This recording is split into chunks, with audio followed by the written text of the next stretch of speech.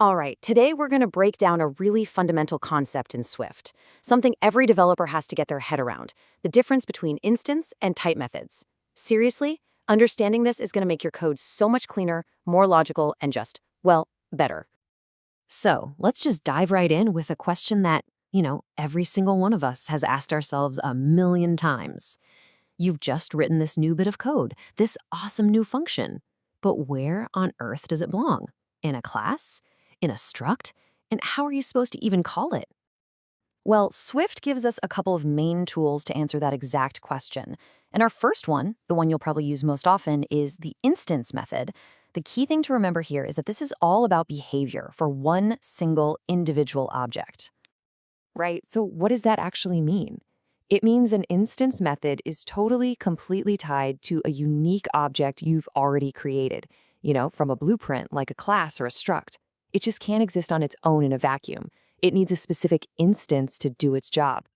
And this really gets into the rules of the game. Instance methods have these kind of special powers. They can look at and even change the internal data, the properties of the specific object they're attached to. But, and this is the big one, you have to create an object first. There's no way around it. You can't call the method without an instance. In this code, it's a perfect example. We've got our car blueprint. Now, the accelerate function, it only makes sense for one specific car, right? So when we call car1.accelerate, we're only changing the speed of car1. If we had another car, say car2, its speed would be totally separate and unaffected. The behavior is tied directly to the instance. Okay, let's switch gears and look at our second tool, which uses a completely different kind of logic, the type method.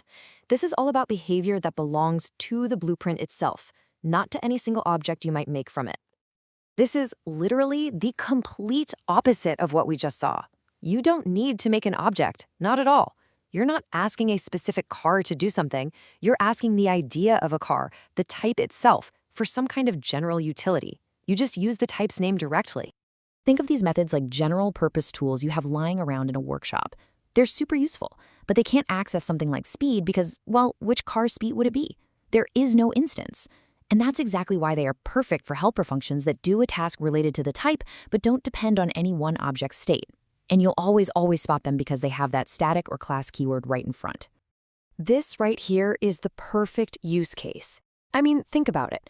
Does it make any sense to have to create a math helper object just to figure out the square of a number? No, of course not. The ability to square a number is a general math utility. It belongs to the whole idea of a math helper. So we call it directly on the type, mathhelper.square5. Simple. No object needed. Okay, so we've looked at both of them on their own. Now for the fun part. Let's put these two tools side by side, a little head-to-head showdown, to make their differences totally crystal clear. This'll really lock it in.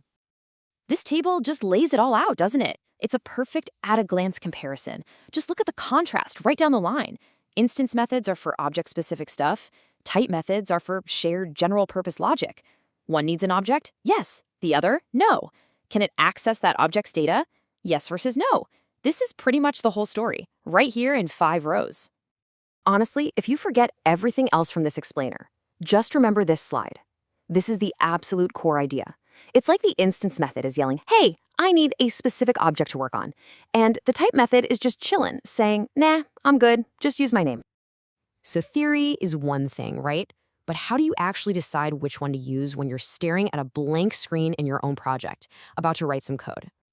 It really all comes down to one simple golden question you just have to ask yourself. Does this function I'm about to write need to read or change data that is unique to a specific object? If the answer is yes, like changing one specific car's speed, then boom, it has to be an instance method.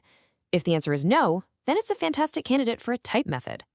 So now, with these two tools in your back pocket, the choice isn't just random anymore. It's a real conscious design decision. So think about your own code for a second.